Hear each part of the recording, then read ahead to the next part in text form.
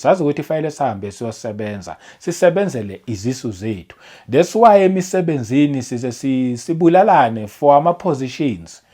Senzana yonke into, sibanga iposition, omunye umuntu abribe ukungena emsebenzini.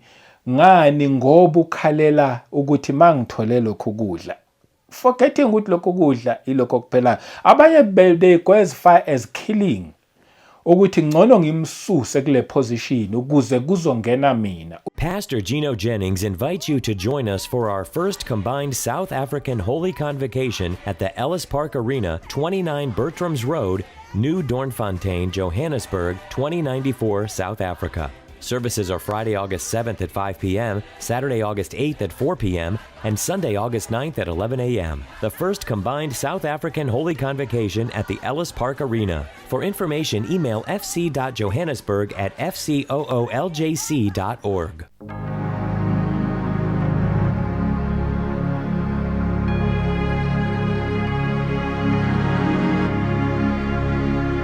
Welcome once again kwikota 2 Media. Igama lami ngumduduzi ngwakashabangu. Asibingelele, sibonge ipresence kamoya ongcwele.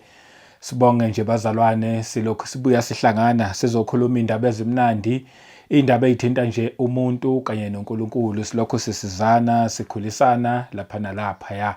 Ngibonga nje kakhulu kuma channel members, ngiyabonga nje ukuthi niya supporta, nijoinile ukusupporta lo msebenzi. Ngibonge nakubo bonke futhi abaqhamukayo emaceleni ukusupporta lo msebenzi. Ngiphinde nje ngibonge kwabasipha imikhuleko. Siyabonga nje kakhulu futhi na subscribe ukukhulisa lo msebenzi, na like nje na comment kahle futhi kakhulu siyanibonga nje. Inkosi nonke ayingcine nibusisa koqalayo ukufika, oqalayo nje ukuhlana nale message. Ngizothi mina ulahlekanga la usendaweni right impela. Lapha sikhuluma nje umuntu kanye noNkulunkulu, akukho okuningi esikhulumayo. Namanje nje sizokhuluma lezo indaba lezo. Ngithi nje angingene la kule ndaba. Siqale kuJohn ku chapter 6.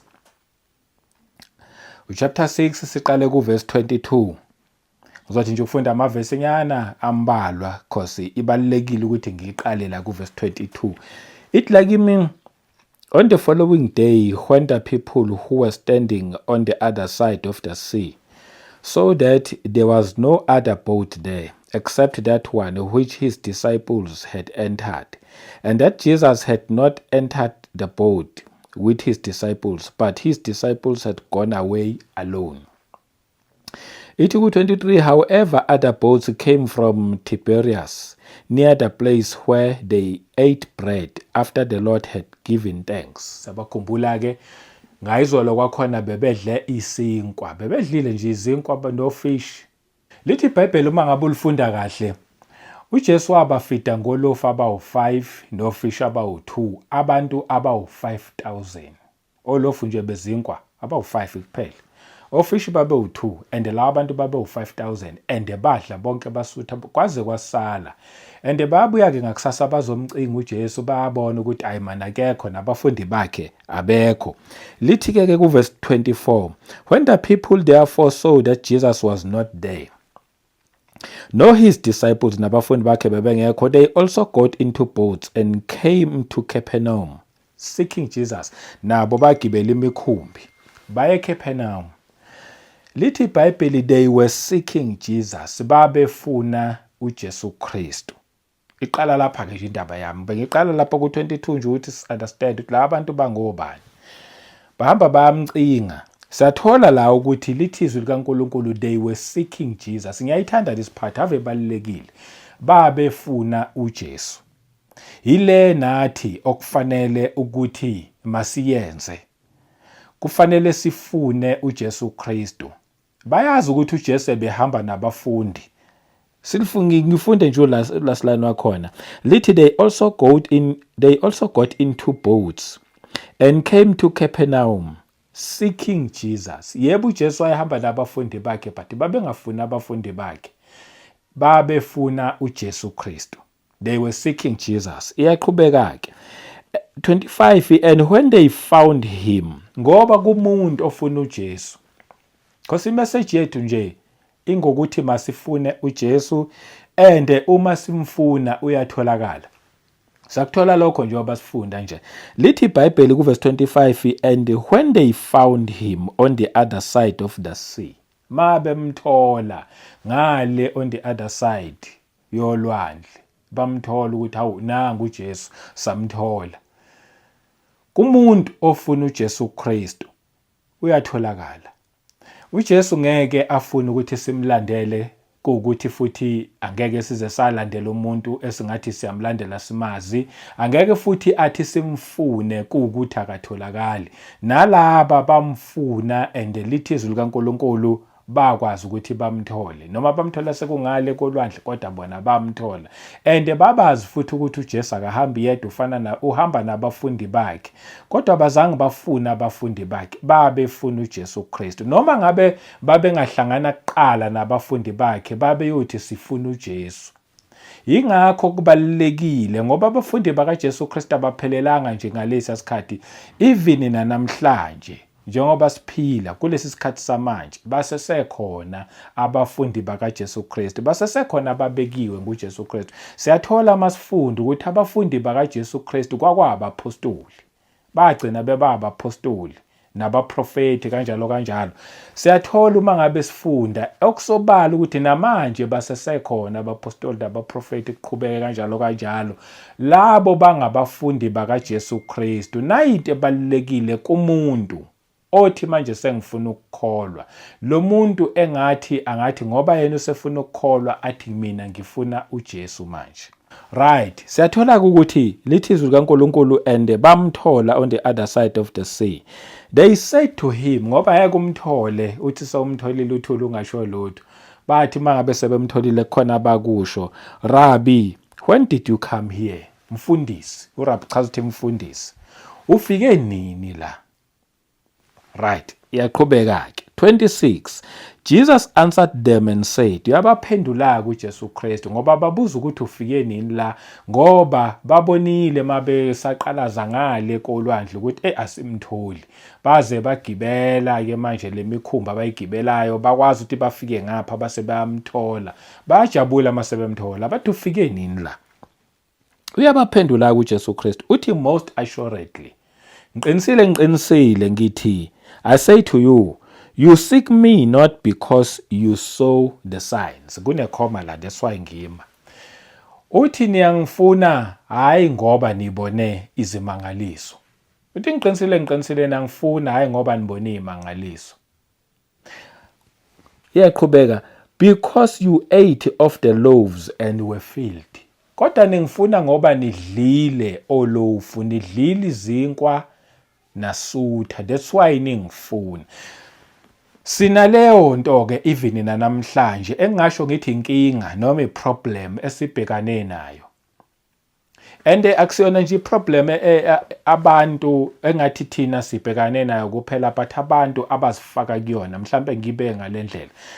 Sinenkinga yabantu abazifaka kule nkinga yokufuna uJesu Kristu ngoba baye badla basutha. Bamfunele nje lokho nje ukuthi siye sadla ngayizolo sasutha bese ke bemfuna uJesu Kristu. Abantu bayifaka enkingeni yokungamfuni uJesu ngoba enguJesu. That's why ethi ningifuni ngoba nibone izimangaliso. Ngoba kuJesu Kristu kunezimangaliso, but abantu abayifuni lezi zimangaliso. Bafuna yena ngoba baye badla basutha. Namhlanje kusesenaleyo nto yokuthi kukhona abantu abafuna uJesu Kristu namhlanje njengoba ku-2026 khona abantu abafuna uJesu Kristu ngoba wathi uma ngabe buka lapha kwi-TV noma emamele ku-radio wezwa this testimony ethi mina ngezanga ngimkela uJesu Kristu, ngithe sengimamkelile uJesu Kristu, ilife yami yaqala yashintsha. Ngaqala mhlambe ngaba nebhizinisi and ibhizinisi lakhula khona manje likhulu ngendlela eyisimangaliso. Omunye athi mina ngathi mangabe sengamkela uJesu Kristu ilife yami yashintsha, nganikela ngathi mangabe senginikelile, emva kwalokho kwangena imali eningi kweyami ibank account etimezekile than le mina ebenginikele ngayo. Kukhona lobo bufakazi obenza ukuthi umuntu oyihlalele endlini oyixakekele athi uma ngabe lalela athi hayi man, laba bantu abalandela uJesu engathi bayadla bayasutha laba bantu, bese naye ethini ethi nama ke ngibalandele laba bantu ngenhloso yokuthi bafuna ukudla basuthe. Abantu bazifaka bona kuleyo nkinga. Ke ngibayeke nje abafundisi ukuthi bafaka abantu kuleyo problem, but abantu bazifaka kuleyo nkinga yokungafuni uJesu Kristu ngoba uJesu Kristu, yokungafuni uJesu ngoba bebone imangaliso, kodwa bamfune ngoba bayabona ukuthi la kuyadliwa futhi la kuyasuthwa. Uyababona uJesu beza kuyena, yababona bayafika bayambuza ufike nini la, uthi ngiqinisile ngithi kini nina ningifuni ngoba nibona imangaliso, kodwa ningifuna ngoba niye nadla nasutha. Baningi abantu abashumayela uJesu ngenxa yezisu zabo nje ukuze bezodla basuthe. Kube khona abantu abalandela uJesu ngenxa yezisu zabo khona bezodla basuthe. Kuningi ukudla usuthe. Abanye bamfunelana uJesu Kristu, bamfunela nje imishado ukuthi hey nami ngizoyokhonza. Engathi lapha imishado iyatholakala lapha. Ngizothola indlu, ngizothola umsebenzi, bamfunela zonke nje lezo zinto lezo uJesu Kristu. Abantu uma ngabe bemfuna abamfuni ngoba uJesu Kristu. Ake siqhubeke nayo ke le ndaba. Ithi ku verse 27, amazwi la akhulunywa uJesu Kristu asasebenza futhi kithi na kakhulu ngendlela esimangaliso, okufanele futhi siwabambe ngoba uma ngabe singawabamba so sizakala ngendlela esimangaliso.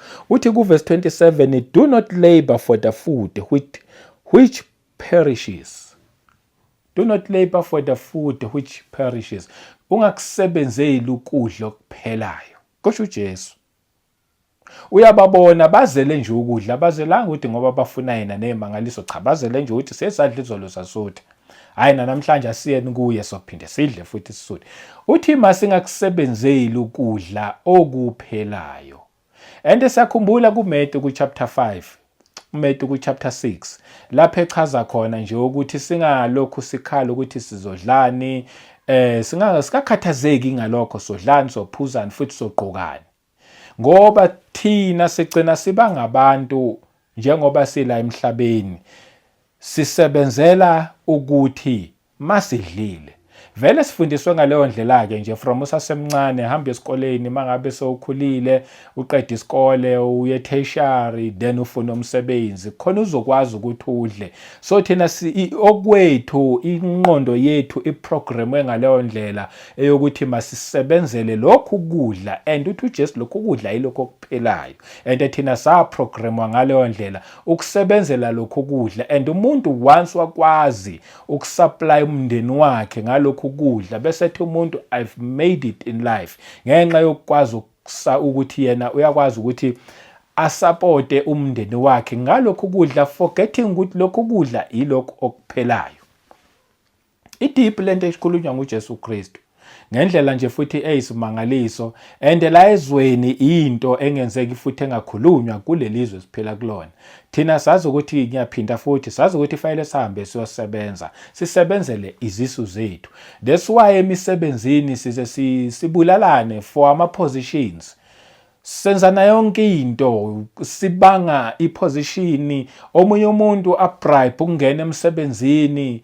Ngani? Ngoba ukhalela ukuthi mangithole lokho kudla, forgetting ukuthi lokho kudla ilokho kuphela. Abanye they go as far as killing, ukuthi ngcono ngimsuse kule position ukuze kuzongena mina, uyangibangisa kule position, and le position azazabula lo munye umuntu ayongena kuyena loyo ozongena kuleyo position uma ngabe egcine ngenile.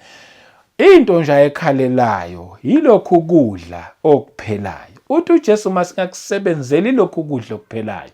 Sikule nkinga esikuyona nje siyi-country, siyi-South Africa, ye-corruption yazo zonke izinto eziphuma endleleni, even nasemsebenzini corruption ixakile ngendlela eyisimangaliso.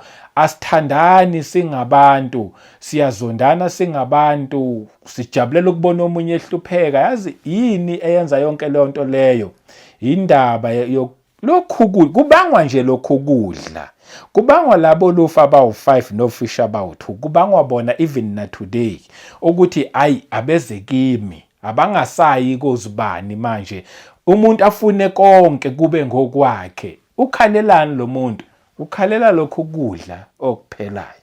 Uthi uJesu masingayisebenzeli lento le lokudla okuphelayo. Yabona ngendlela esafundiswa ngakhona ezikolweni sazi thina ukuthi you've made it in life uma ngabe unomuzi omkhulu omuhle ungalambi nawe uzusho ukuthi angilambi. Ngendlela esafundiswa ngakhona safundiswa into esixabanisa noNkulunkulu ngoba uthi uJesu masingakusebenzeli lokhu kudla.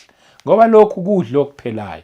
Omunye umuntu uthi noma eseqoshwe emsebenzini ubone ukuthi ke manje umsebenzi uphelile.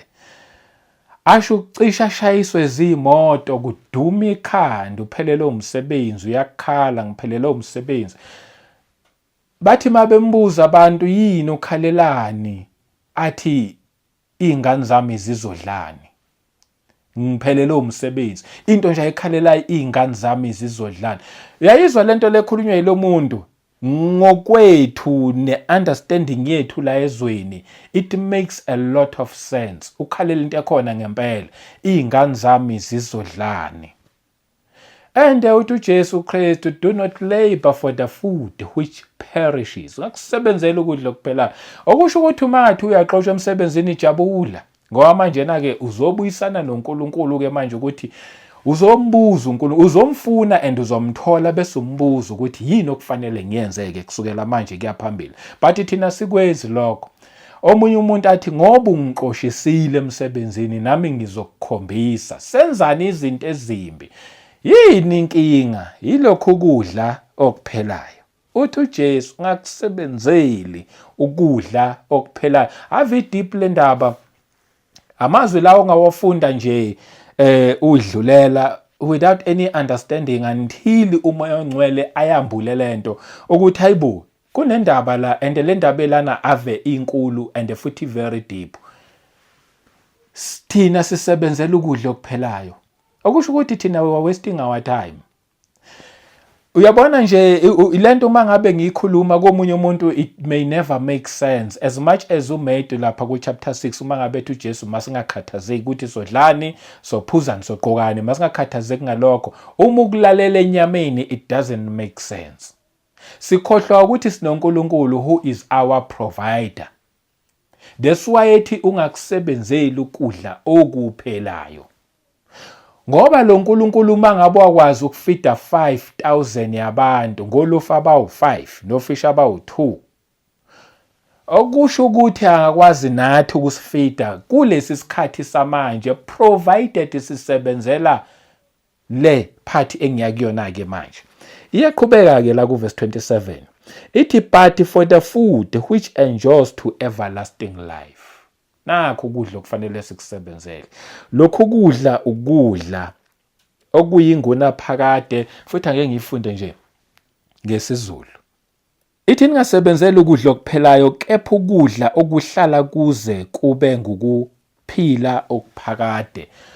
Lokhu kudla ukudla okuhlalayo kube ngukuphila okuphakade. Yilokho athi uJesu Kristu masikusebenzele. Sisebenzele lokhu kudla okuhlalayo kube ukuphila kuze kube phakade. This food is a different food kahle kahle ngoba uthi uJesu do not labor for the food which perishes but for the food which endures to everlasting life. Kushuthi kukhona ukudla okuhlalayo kuze kube ukuphila and ukuphila kuyinguna phakade. Yilokho athi masikusebenzele angiqhubeke ngiyifunde. Ithi which the Son of Man will give you. Yilokho indodana yomuntu eyokuninikeza khona. Ukhuluma nalaba bemlandela bedle basutha ngayizolo. Nathi namhlanje sisamlandela. Sometimes abayiningi lethu siya emasontweni because siyesadla sasutha ngayizolo. Sifuna ulokhu siqhubekile zidlile. Lalela khona ukudla indodana yomuntu eyakusinikeza khona. Ngiyayithanda iphathi yokuthi bahambile bemfuna ngoba uma ufunda lapha lithi ku verse 24 ulast line they also got into boats bangena emikhunjini and came to Capernaum bafike eCapernaum seeking Jesus. Ukube babemfuna uJesu ngoba bebona imangaliso ngoba sathola ukuthi futhi njengoba nje they were seeking Jesus lithi and when they found him bamthola. Njengoba ke sebemtholile kube bamfuna baze bamthola bathi uma ngabe sebemtholile bangamtholeli izisu zabo. Okusho ukuthi uJesu this son of man la ku verse 27 lithi which the son of man will give you, this son of man bezothi uma ngabe sebemtholile bese yabanikeza ukudla kuyikhona khona. Lokudla kuukuphila and ukuphila okuyingona phakade lokho kudla.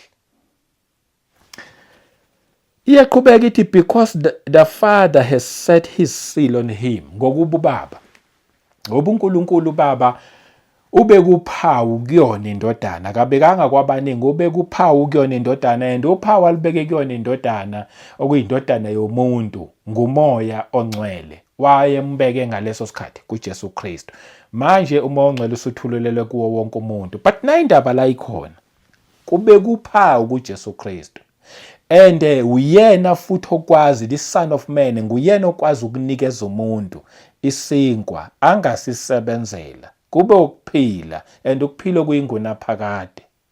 Okusho ukuthi uma ngabe simfuna uJesu Kristu sizomthola, and uma ngabe simfune ngeqiniso nguyena ozokwambula ukuthi wena nakho kwakho kufanele uzokwenza emhlabeni, nomunye amambulele wena nakho kwakho kufanele uzokwenza emhlabeni. Ingakho lithi lelizwi which the son of man will give you, indodana yomuntu iyakunikeza omunye nomunye. Ingakho ngiyayithanda ukuthi lezi indaba zomuntu noNkulunkulu, lezi indaba kusizona indaba zomuntu namasonto, yebo khona yonke nazindawo nasomasonto kuyo yonke indawo khona, but la this is personal, umuntu noNkulunkulu.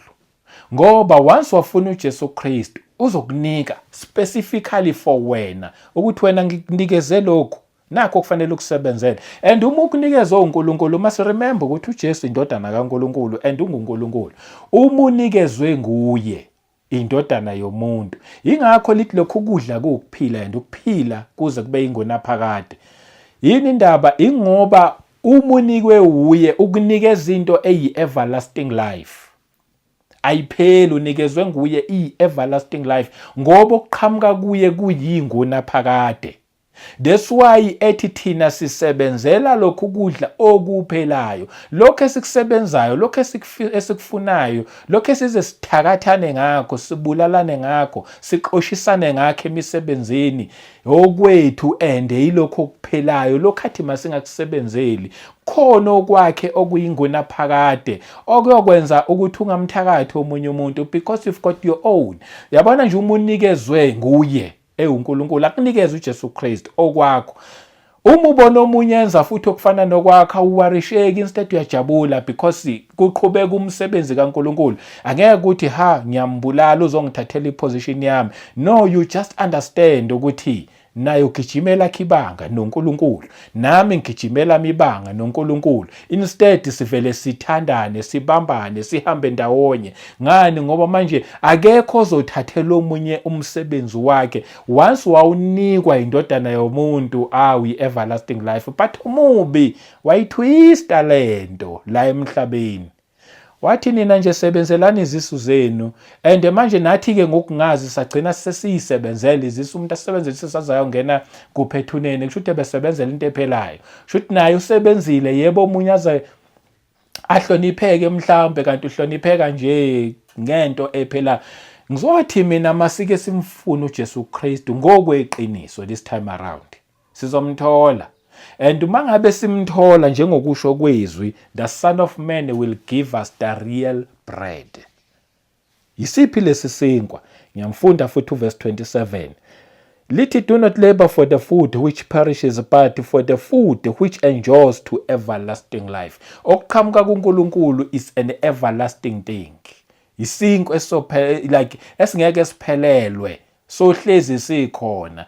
And futhi don't worry wena ngento eziningi uma ngabe wenza umsebenzi kaNkulunkulu. Angithi unikezwa indodana yomuntu lesi sinkwa uthi wena yenza lokhu, ngikulethele lokhu emhlabeni, musukukhathazeka ngento eziningi. That's why kuMatthew 6 uthi do not worry. Uma uyifunda nje lapha wehlana uthi do not worry, uzodlani, uzogqoka, uzophuzana, uzogqokana, ungakhathazeki ngakho konke lokho.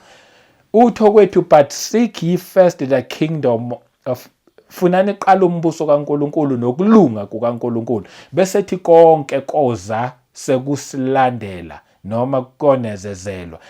Ngoba once safuna yena sifuna umbuso wakhe and sanikwa nguye yena futhi he is going to provide us. Uma ngabe ngiyaphinda uma ngabe wakwazi ukuprovide abantu ababe u5000 ngolofu abawu5 besinkwa nofish abawu2, it means lo nkulunkulu akaphelelwa unakho kuningi kuyaphuphuma kuyena. Lithi futhi kwaze kwasalo basket isimangaliso sento. Uyabona ukuthi uma sikuye inkinga yethu nje simkholwa simthembi. Uma sikuye simkholwa simethemba, he can provide us like forever. But okwethu akusikhona ukuthi sixakeke ngokudla okwethu kwenza lokhu ukudla okufanele sikwenze lokho indodana yomuntu eyakusinikeza khona. I hope yazwakala le ndaba le. Ithi ku verse 28, then they said to him, kusha bona ke laba ababemfuna ngaleso sikhathi, what shall we do that we may work the works of God? Singenze njani ukuze sisebenze imisebenzi kaNkuluNkulu? I believe leyo i-question even na today namanje nathi sisabuza. Hey, umuntu ayibuze ngingenze njani ukuze ngenze imisebenzi kaNkuluNkulu? Ikuphi engakwenza?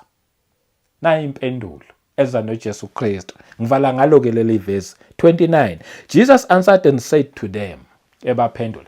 Kuphendulwa even nanathi namhlanje njengoba ku 2026 nathi siyaphendula ngale message ithi this is the work of God. Now umsebenzi kaNkuluNkulu, that you believe in him whom he sent.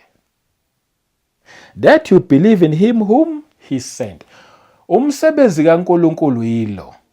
Mina nawe wena obukele njengamanje, wena olalele njengamanje, ukuthi masikholwe kuye. Ubani othunyiwe lothunyiweyo nguJesu Kristu. Why kufanele sikholwe uJesu Kristu? Why athi lokhu kuumsebenzi okufanele siwenze? Why akubize ngomsebenzi okufanele siwenze ukukholwa kuJesu Kristu? Because someone might say yes, mina ngiyakholwa kuJesu Kristu but ngifuna ukusebenza. Why kufanele akubize, why akubiza ngomsebenzi? Why kufanele sikholele kuJesu Kristu? Ingoba uma singakholwa kuye, iningi lethu sithi siyakholwa kuye but asikholwa kuye, sifuna izinto zakhe. Uma singalungisa that part yokuzikhohlisa silokhu sithi sifuna yena sikholwa kuye, ekubeni sibe sazi kahle ukuthi asikholwa kuye, into nje thina sifuna izinto zakhe. Siseyinkonzweni sifuna imishado, sifuna imisebenzi, waswashada awusenandaba noNkulunkulu, waswathola lento ubukade uyifuna awusenandaba naye. But kumuntu okholwa kuJesu Kristu, okholwa kuJesu Kristu uyahlala namathele kuJesu Kristu, uhlala kuye. And loyo muntu okholwa kuJesu Kristu uzobe seqala enze lo msebenzi indodana yomuntu eyakumnika yona. Okusho ukuthi okwethu ikuphi, because khona manje sazi kuphi okufanele sikwenza. Akazi umuntu ukuthi mina nginikezwe ini, akazi umuntu ukuthi ipurpose yami emhlabeni yini. Simple, kholwa kuJesu Kristu, lo wathunywa uNkulunkulu wamletha la emhlabeni. Uzoyibona inhliziyo yakho uma ngabe umfuna ngeqiniso, nalaba wababona inhliziyo zabo ukuthi bebengamfuni ngeqiniso, ingakho bebatshela lezi indaba zabo ukuthi mina ngifuna ngoba nenadla nasuthe. Uzokubona wena uma ngabe umfuna ngeqiniso, lithi izwi likaNkulunkulu indodana yomuntu iyakusinikeza lokho kufanele sikwenze, lesi sinko kufanele sisisebenze. Kusho ukuthi ke manje wena ungakhathaze ngokuningi, kholwa kuye, funa yena, waswathola yena, uzokuye kunomsebenzi. Lothi nesiyibuza wona, yimiphi le msebenzi kaNkulunkulu okufanele siyenze? KuJesu Kristu uma umfunile, kuye kunalo msebenzi. Uzobe usuyaqala ugijime yakhe indima, uhambe yakhe role, wenza wakho umsebenzi okuwona owulethelela emhlabeni. Awusenandaba ke lapho ukuthi abantu bayakuthuka benzani, awusenandaba nazo zonke ezinye izinto ukuthi uhamba ubhekane nani la ezweni. Wena nje iyodwa into oyenzayo, wenza lo msebenzi okufanele ukuthi mawuzowenza. Ngani? Ngoba uye wakholwa kuye. Once wakholwa nje kuye, kune mystery ekukholweni kuyena, kulaba abamfuna ngeqiniso. That's why nje eyibeka ngalendlela ethi this is the work of God ilula, that you believe in him whom he sent, kholwa kuye lo amthumileyo, and then yena uzobe sezambula kwena esezothi-ke wena kufanele wenze lokhu. Lo ngumsebenzi wakho, isinkwa oyosenza uphile ngaso kube ukuphila kuyingunaphakade. Ngomusa wenkosi uJesu Kristu, Nkosi mayinigcine nibusise. Masimfune nje uJesu Kristu, masimfune uNkulunkulu esenokutholakala, simfune ngenhliziyo ephelele, sifune yena. Uma uye esontweni, hamba uyofuna uJesu. Noma ngabe ukuphi, noma ngabe ubukela i-podcast, ibukele ngoba ufuna uJesu. Ulalele yiphi intshomayelo noma ngabe ku-radio, ilalelele ukuthi wena ufuna uJesu. Lalela uyokwazi ukuthi usizakale. Ngomsa wenkosi uJesu Kristu, asiphinde sihlangane futhi kwividiyo elandelayo. Amen.